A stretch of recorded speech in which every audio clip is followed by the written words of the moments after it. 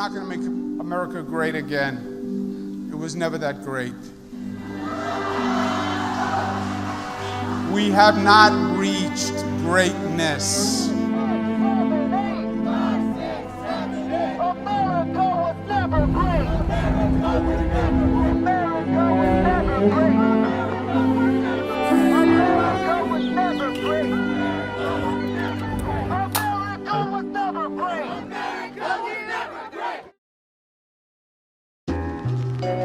I remember back in 2016 when Trump was running for president, he came out with this slogan, "Make America Great Again." And that statement, it's one that was met with a lot of criticism because some felt it was sort of disconnected. One of the standout critiques that I remember people would say was, well, you just live in a bubble. I don't believe America has been great for all folks ever, even today. No, it was never that great. So when you go by the slogan, "Make America Great Again," when was it ever great? I think it has been great for straight white men for a very long time. See, that sentiment, I get it. I can see how it might come across as if it's idealizing an era, when many of America's rights didn't apply equally to all people. See, the problem, however, is that responding to this slogan with "America was never great" is that it's not true.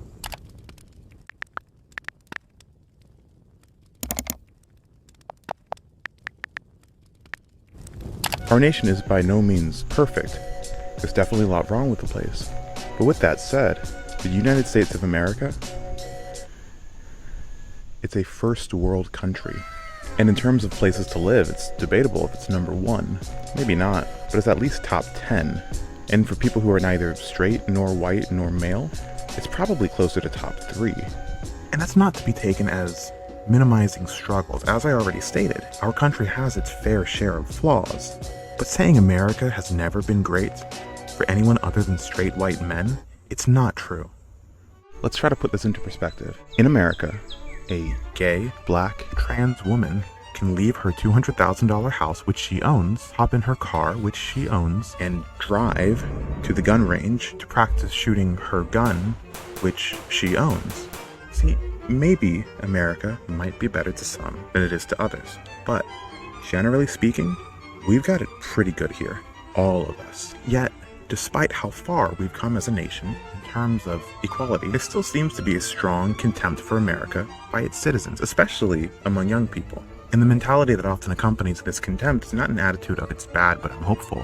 It's an attitude of "it all sucks," and the only hope is to tear it all down and start from scratch. Meanwhile, we're articulating our national contempt openly and legally via Twitter on our iPhones made by slaves in our cozy little middle-class houses, whining about how much our lives suck whilst being narcissistically unaware of any of the actual oppression that goes on across the globe. Back to the question there,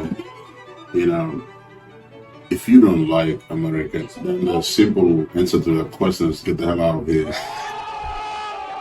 You see this guy here? This is my uncle.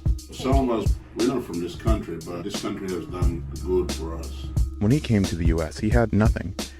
And since then, he's worked hard and worked his way up to where he now runs a successful small business, fairly and legally. Back home, you couldn't do that without a bribe. It's a one-talk system. I know you know me. It's like, so scratch my back, not scratch it. Yeah, exactly. So it's like you're sliding a few dollars on okay. My uncle, he loves it here. So does my dad. My dad's been here for 35 years or so. They love living here in the US. So here's something to think about. Why is it that these two immigrants love living here, whereas so many of its citizens hate it?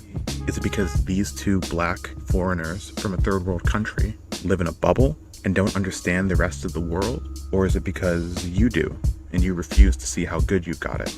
Simply stated, this place has a lot wrong with it. And in all that I'm saying, I'm not trying to tell you that you should blindly trust the authorities, police, government, etc. I'm not telling you that you have to like your elected officials or the political parties that control the place. But what I am saying is have some respect.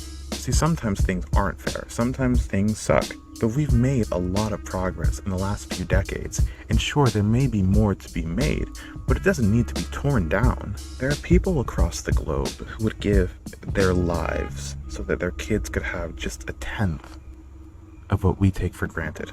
Meanwhile, in America, you've got college girls going, "Boo-hoo, why isn't my abortion free? I'm so oppressed." We've got a good thing going here. You don't have to say the Pledge of Allegiance as if it's your nightly prayers, but for heaven's sake, have some respect.